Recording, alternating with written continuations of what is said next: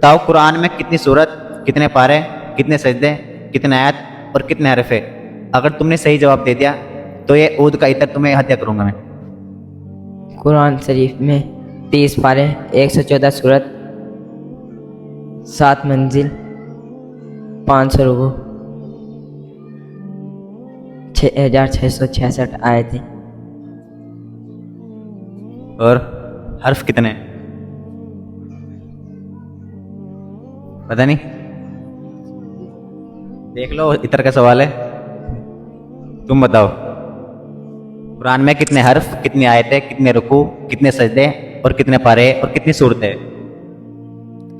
30 पारे, 500 रुकू, 116 सूरतें। 114, हाँ 114 सूरतें, 7 मंजिल, 7 मंजिल, 8,03,000। नहीं। अब बताओ हर्फ कितने हैं,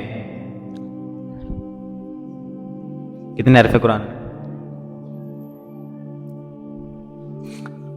8,06,500। आप बताओ।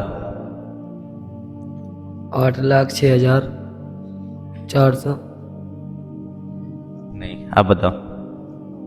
8,06,66।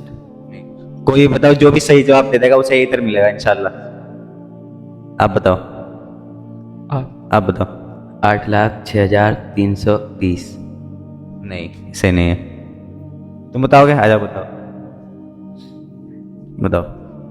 8,06,430 आयत। हाँ माशाल्लाह, बिल्कुल सही जवाब। लो इतर तुम्हारा।